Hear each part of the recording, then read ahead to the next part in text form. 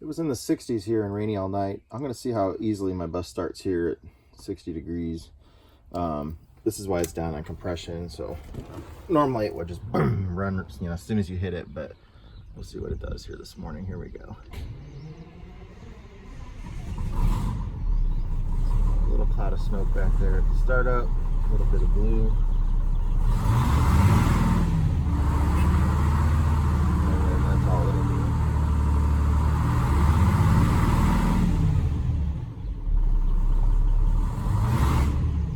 A little bit under.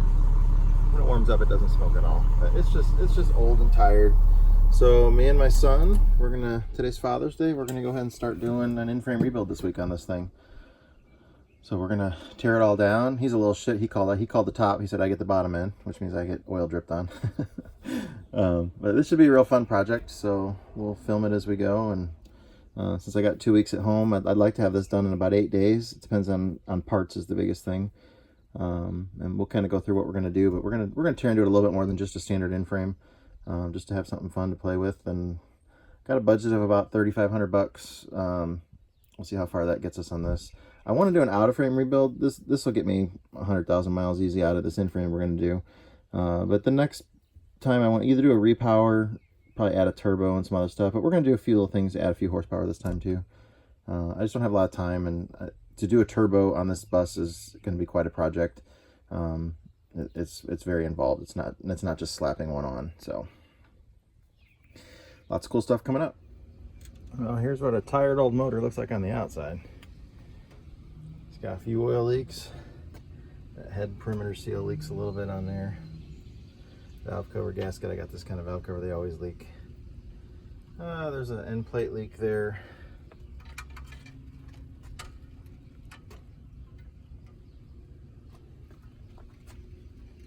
Doesn't look like the blower really leaks. This side of the governor leaks a little bit on the bottom there. That's because I've got it glued together. And I'm guessing that front main seal is leaking over here. I don't ever really see drips on the ground from it, but every time I clean the bus, it ends up nasty like that over here. So we're gonna go a little bit more into it than just an in-frame. We're gonna replace rear main seal. We're gonna set the timing to advanced. We're going to replace the front main seal. I mean, maybe there's something else that comes as a big shocker to us as we get it apart, but I need to pull my transmission off anyways. I want to inspect my clutch real good. I've had a little bit of clutch chatter on it, unless I slip the clutch. If I slip the clutch, it's fine, but I shouldn't have to do that. It's an unknown to me. I've never had this transmission off. The transmission itself on Silversides sits below the cradle support here, so this whole rear engine cradle support has to come off when you remove the transmission. So you have to have the engine supported and actually undo that and take it down. So it's not all the other GM buses, you can just pull a transmission without messing with the cradle. Silversides, you have to. So even the 4103, which is very similar to this bus, leaf ring suspension, but that one you can remove the transmission without removing the end of the cradle. Things that I've added since I've had it, an air dryer was added. It's been good to me. When I got this engine, it had a bent rod in it, so I did have it apart just to replace that one rod in it, but I didn't do anything else to it. And it had low compression, borderline low compression at that point. I was like within 5 psi of the minimums on the book for that, and I know it's lower than that now. And I've put maybe 80,000. I don't think I'm at 100,000 miles on it since I've had it. So it's old and tired, and in-frame is a band-aid. It's not as good as a out-of-frame where you're getting the block redone and all that. So I understand that it's a band-aid. The in-frame kit is only going to cost about $1,300, but I'm going to go ahead and probably do my head at the same time, and that's going to cost $500 or so. And I'm going to upgrade injectors on it. I'm going to go up to N70s instead of 65s, and then the injectors are going to cost me another $500 for those, plus the core charge to begin with. And then if it ends up needing a new clutch, that's gonna be $1,000 that I'm probably, if I'm gonna have it off and it's you know, more than 60% of its life is gone, I'm probably gonna go ahead and replace it.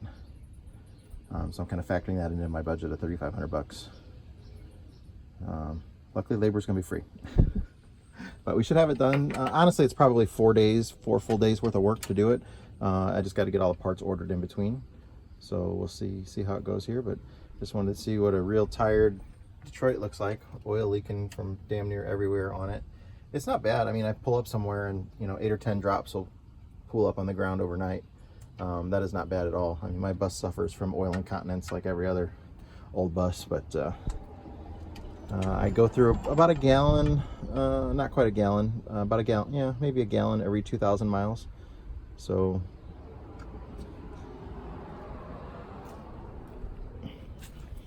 not too bad. Back of the bus stays pretty clean. That's always a good way to tell how much oil leak you got by how nasty the back of the bus is. But, I hadn't cleaned the engine for, God, I don't know how long. I think I cleaned it when I was down at Frank's, so that was probably 3,000 miles ago. So I'm going to back it up, park it out here. The HOA can't get too mad about it because my daughter says the neighbors had a dumpster in his driveway for like over 2 months. We do have an HOA, and I used to get letters about it parked outside until I sent them a copy of what it says in our regulations. It does not say no buses. It says no campers, no motorhomes, no semis, that kind of stuff, but it doesn't say anything about buses. And after I sent them that letter, I said, if you could send me one more letter, I'll park it out here permanently. And they haven't sent me any letters since then, so I try to be a good neighbor. I've actually never had it parked outside here for more than like a week at a time, which is going to be here up to 2 weeks this time until I hit the road. But I'm going to sell this house, so I don't really care. Filling my water tanks up. One of the things that you have to do is have rear engine access. There is a hole over what used to be the back seat in the bus, and I did prepare for this in my build out. So all I have to do is remove the mattress, a couple of screws, and then I get to a panel that's under there, and you'll see when I get through there, that's when I have to get the exhaust manifold bolts off, is through the rear engine access hole. Is drain the fluids, and we're going to start with the coolant here. This is where I judge the distance of my stream. Misjudged.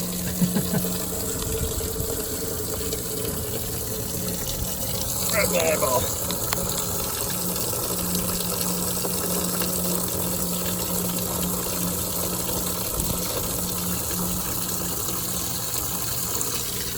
Here's my buddy Willow. You going for a walk?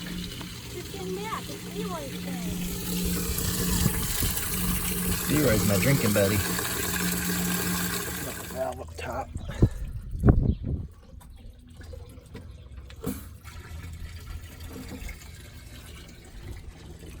Once it starts slowing down, and if you do that too early, then just too much comes out at once. It creates a vacuum in there more than the pressure relief valve. I don't have to drain it 100%. I hope my container don't have a leak in it.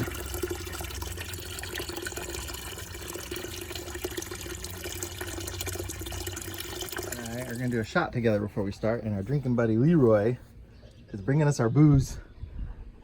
Sit, Leroy. Now I know what hair of the dog means. Sit. Good boy. There's not hair in my shot. Alright, Tyler. How do we work this? Just turn it. Turn it? 90 degrees. And then tip the barrel this way, probably. Uh-oh. Is it not going to work? Just pull the plug out. Get your glass. Get your shot Get your glass. glass under there. Oh. Leroy's not a fan. Leroy, you're going to smell like booze. You're wasting my alcohol. Well, here, Tyler, I got a lot. My fingers in it, so. Ready? Yep. Oh. It's like trying to pee in a glass. Tilt it a little more. Let's see what we got. I got some. Here, I'll share mine. What is it we're taking here? It's single barrel Jack Daniels. Here's to having fun, not getting mad at each other, and doing something we'll remember forever. I really shouldn't have stayed a bunch of Taco Bell. You didn't even get him doing a shot, or you? Mommy's booze. Well, we did it. Thanks, Leroy. So I got the coolant out of it. I'm gonna drain the oil next. Tyler called the top end, so I get the dirty part. I'm helping you, so that means I don't have to lay on the ground. Tyler is my son. He's Indiana Mobile Diesel, aka Bus Grease Monkey Jr., as we call him. Yeah, he's gonna pull the head off and all that stuff. We're gonna start tearing into it. So we'll video some of it as we go, but some of it's really, doesn't need a video. The coolant manifold needs to come off of the back in order to come out. The air cleaner parts will come down there. We will use an engine hoist to lift that head off because the head weighs a couple hundred pounds. It's really too, like a 6 V71. The two of us together can lift a head on it, but this one is just too much to do by yourself. I mean, I tried lifting that 871 head out of a MCI compartment by myself once, and I regretted that the next day. Yeah, it's just too much. So he'll start taking everything off that attaches to the head. Basically, the first step we need to do is remove the head. Is disconnecting the rack control rod.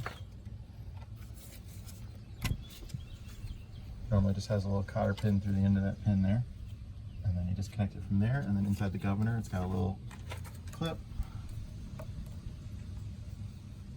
Not a lot for us. He'll not drop down. There's a washer on top that needs to come off, and then it'll lift right out of there. You usually got to pull it out the engine way. Get it up over the edge of that first, and then you can screw it. Yeah. There you go. Just throw those pieces in our parts bin. We're removing the air filter, the intake, the flapper. We're gonna do all that now, just so we have better access to everything in the back. But it's coming along good. They're right next to a oil drain hole that goes right down. It's like right there. So you gotta be careful not to drop the washer, especially down it. Which doesn't matter for us here, we're tearing it all down, but that would usually happen when you're reassembling it. I usually stick a rag down in that hole so I can't drop something down it. So on the silver sides, to get full access to the engine, there's a pin that you pull out of this hole right here, and then the whole bumper will swing out on a hinge over here. I was taking off the trailer hitch real quick.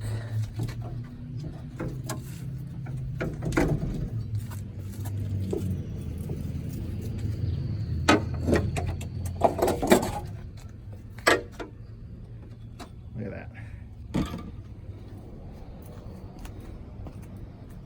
Don't watch the tight. Yeah, we'll be okay. I think we'll keep going. My trailer hitch wires are a little snug, but it's got it. Look at that.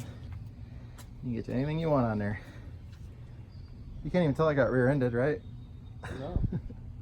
Crossovers there, and we just have the special snap-on socket. There's a number on that thing. Can you read what that number is with your good young eyes? M3503A. So it's just a 1/2-inch line wrench, basically socket, but it's for Detroit, but it'll obviously do anything. But it gets those jumpers without binding on there, and when you actually set them, there is a specific torque value for them. I always look at my sheet. I think it's 12 to 14 foot-pounds. So if you're just trying to use a wrench, you don't have a way of torquing that right without that socket. I have a video of replacing injectors that have all the torque specs, wrench sizes, all of that. Okay, on your Indiana Mobile Diesel. Yeah. Did a C60 the other day on that 6V71. Yeah, and you'll see that this engine here, these are N65s, except for one injector is a C65. Very, very interesting, huh? Pry bar. See how easy it is with that tool? How do they look? Got a little carbon on them, huh? Can you flip out for me when you get a chance? So there's a lot of oil in my blower, but it's not coming from the blower seals, or it'd be completely wet over there. So I'm guessing that's just some blow by or something. We'll see once we get it apart. I mean, I guess there is a little. No, there is oil down there on the end. Shit. I don't want to have to rebuild the blower. All right, so I removed the top end of the thermostat housing there, which is always a challenge. So when you put it back together, definitely put never sees on these bolts, because this is steel and aluminum. The housing that goes on there is aluminum. This housing here. And it always wants to break. So I had mine off a couple years ago, so it came off pretty easy. But if yours has been on there for 10, 15 years, you might not even be able to do it while it's on there, because you can't really get to those back bolts very well. Spilled a little coolant in there. Everything's looking pretty good so far. I'm getting ready to remove the blower right now. Get it out of the way. Put a little cardboard down. Let's see what else we got going on here. We should probably disconnect the batteries at some point here so we don't have Mr. Sparky with us. But, coming along good. Everything looked real clean inside. But we'll see. We'll see what when we get the blower off. That'll give us a good look at the inspection holes on the inside there. I've had gloves on all day, just so you know, people. My hands are mostly clean. I know you're still recording down there.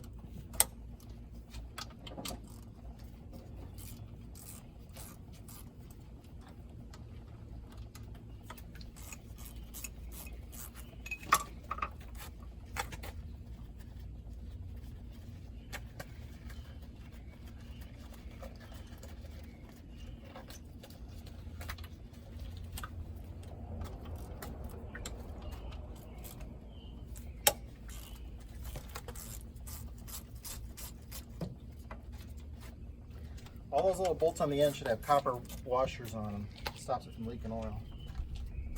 Should or do? They should. Doesn't look like they do. I have a whole bunch of them at home if you need to grab some.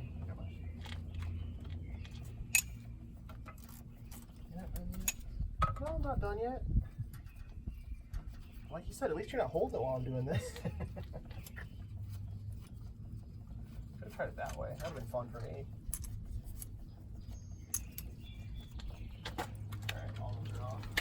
Okay. Like that. Okay.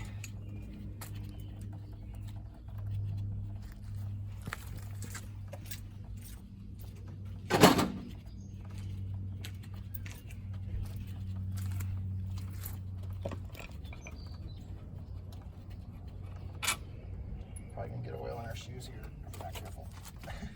You already covered me with coolant, so are you gonna help do this at all? Yeah.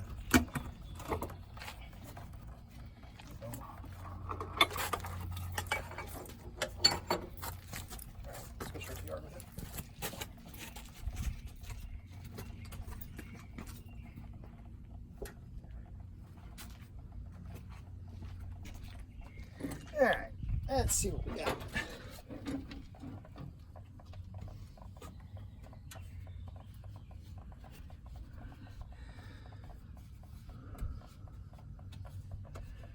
Well, that is a lot of oil in that airbox. A lot. Some of it would have just run down when we did the blower just now, so you gotta be careful not to confuse that, because this little cavity up here would have been filled with oil that would have run into there. But I think some of that, as wet as everything is in here. Yeah, that's definitely been pushing oil through for a while. It has been.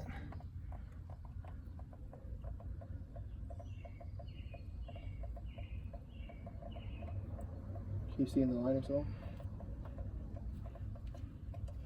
How they look? That looks pretty crappy on the side. That one looks fine.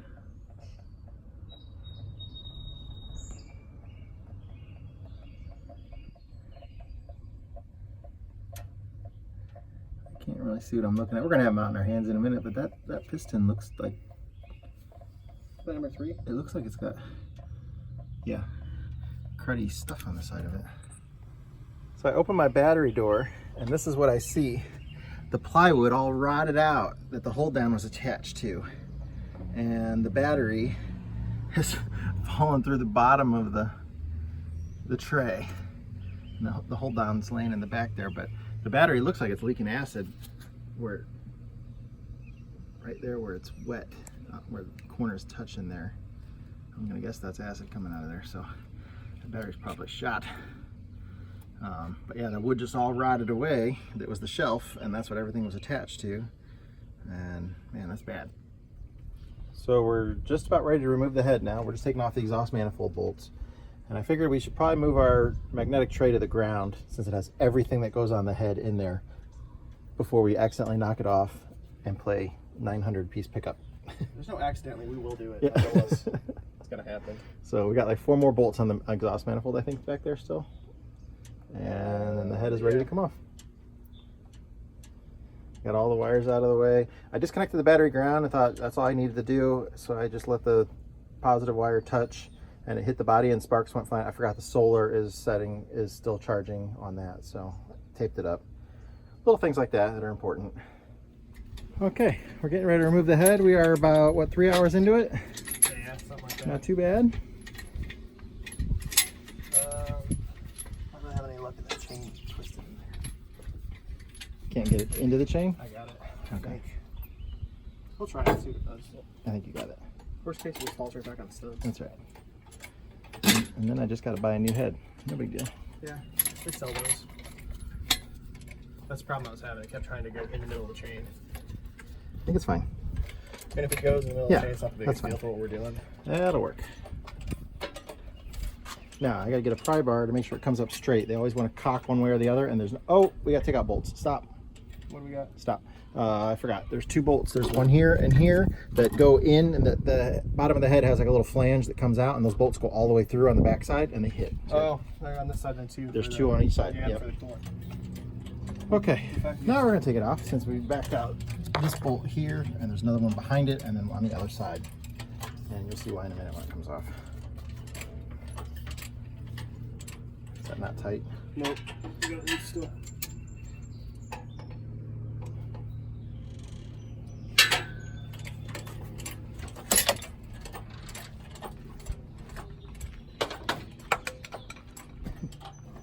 That's coming up pretty straight. Oh, hold on.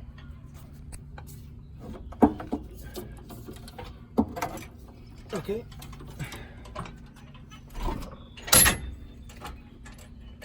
Is it going between there?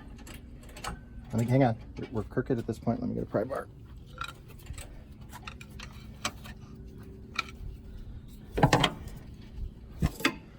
See it over here? It's close.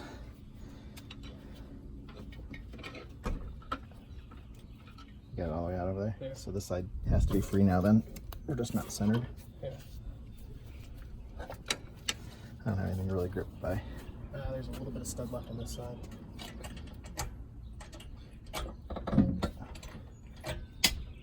Stop.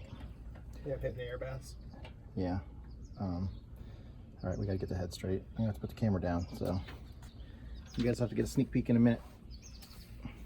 A drip Detroit diesel. Okay, I think we got it now. Just gotta watch that air bath, or the oil bath air filter. Air bath, air filters. Those are some Hang good on, ones. we're caught on something over there. Can you raise it up over there? Pry bar.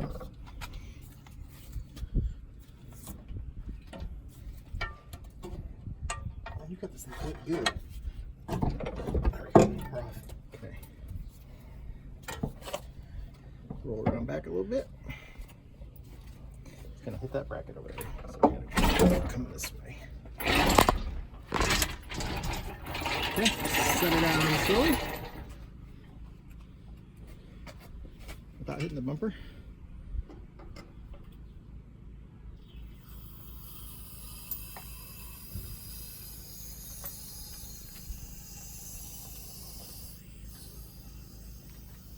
That's fine. All right.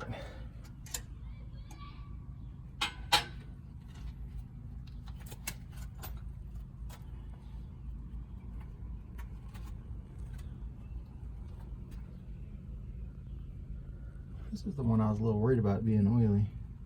The oil that's on the top now, that's just because when we removed the head, that's what flowed out.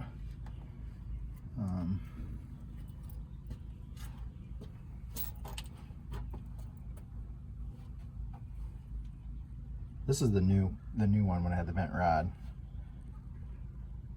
These are the old ones. The spray patterns look pretty normal.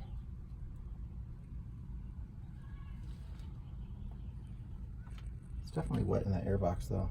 Oh, yeah.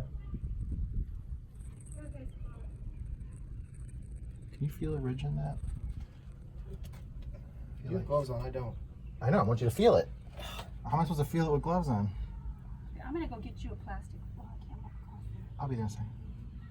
No, there's a little bit of a carbon ring, but there's not really a ridge. Okay. Ow. So even though Tyler called the cops, he somehow ended up under here dropping the pan. Because he fits better. What's the matter? I think that's all of them. I think we're just going to have to pop it off. Okay. Unless you missed some on your side. I'm pretty sure I got them all.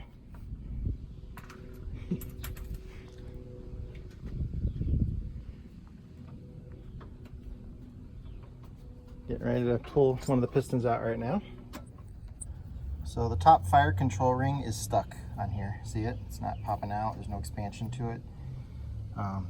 That's why I'm down on compression. There's still plenty of wear groove in there. Those lines are the indication of wear. They're fine. It's just that ring is stuck, and that's what my problem is. So the compression's actually happening down here, or a lot of it is. What's wrong, Scott? It's not what? He's stuck under the bus. You have to wiggle. I can't breathe. You're making fun of me. Arms forward. That's what makes it funny. Yeah, it's 10 times easier than it was a second ago.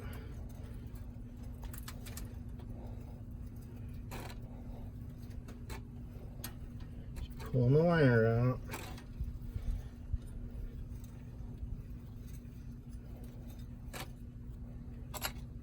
Your phone shoots a lot better wide angle than mine does.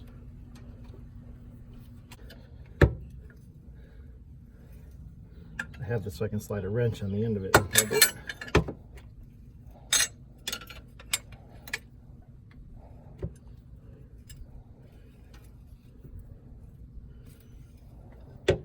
As easy as it feels, I could probably pull it out by hand at this point, but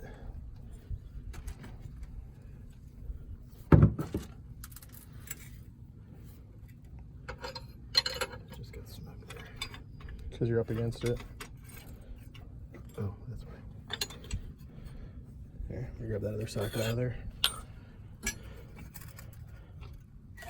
You might want to pull the tool out. Yeah.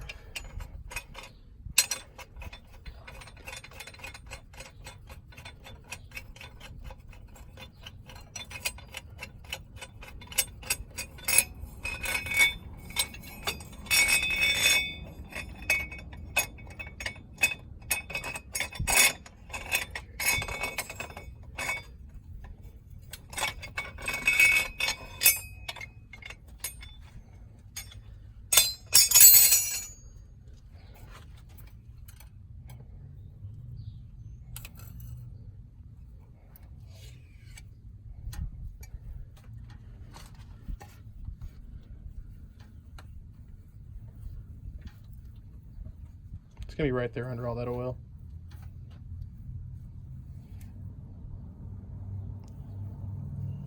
Apparently not. That's usually where it sits. Yeah, let me clean it up a little bit. I think I see something right there. Detroit diesel. 5197. Oh, my glasses are on. It's from 1970. Oh, my glasses are right over there. 1979 it says. 5197565.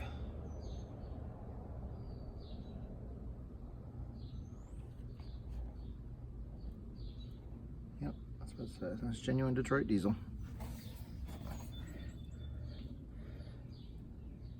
So this one we're pulling the liner with the bar across on the inside, and I'm just turning the engine over.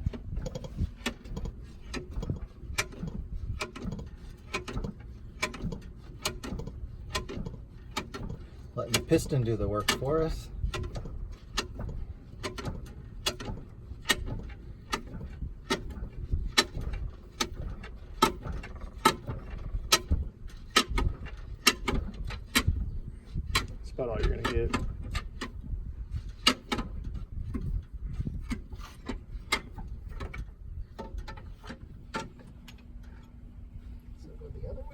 going until it comes back up. Keep going until it comes back up. Hey, we're pushing number 1 out. Bonus.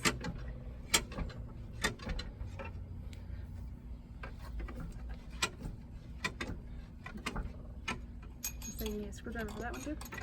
Use a bolt.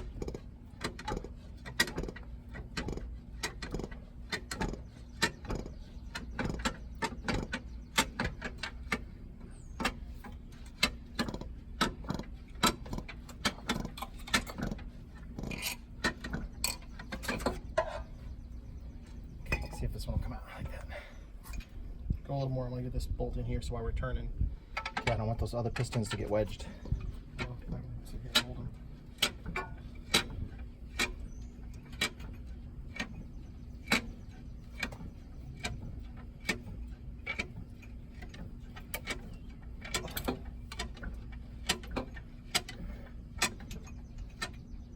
This stopped moving.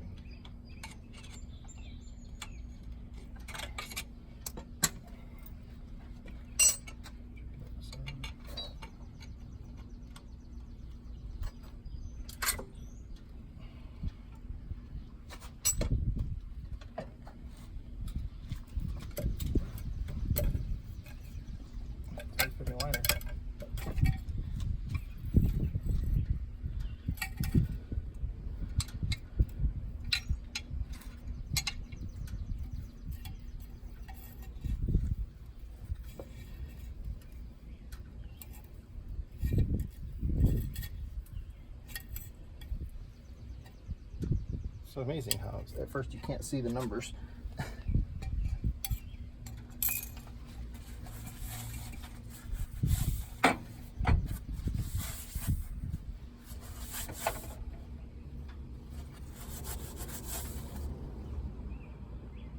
That was it.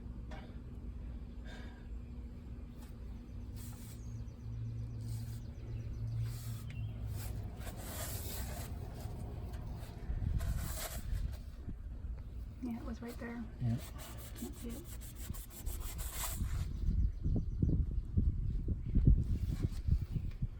All right, it's time to clean up. All the liners are out. Everything's off. Tomorrow I'll take the head to the machine shop, order all my parts. I do have some nasty looking parts. The biggest of which, where did you put the main bearing at, Tyler? Good question. I don't remember. It's not in the... Oh. Right there? Yep. Look at that baby.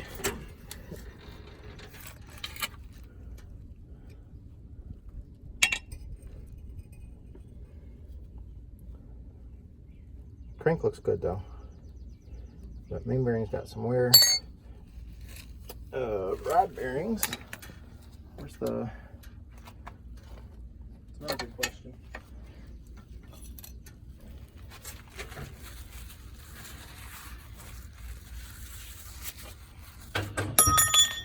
That's good for the bearing.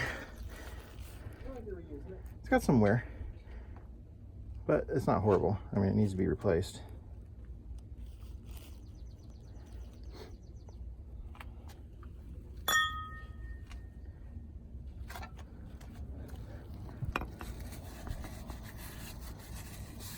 That was the upper, and this is the lower one. The lower one obviously always looks pretty good. All the banging happens on the top part of it.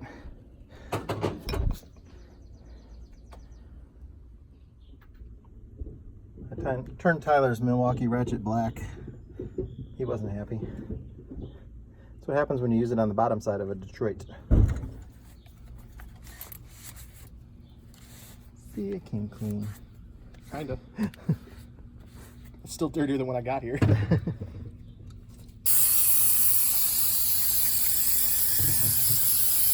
Gotta be careful washing them like this. I did set one of my snap-on impacts on fire doing that. Oh, that's the flammable stuff. I only buy flammable brake cleaner. Non-flammable stuff doesn't clean anything.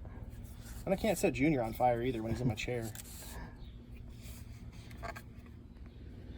Okay, so it's all back apart, and then everything's closed up. I got plastic covering the engine, so nothing, if it rains, it shouldn't hurt it.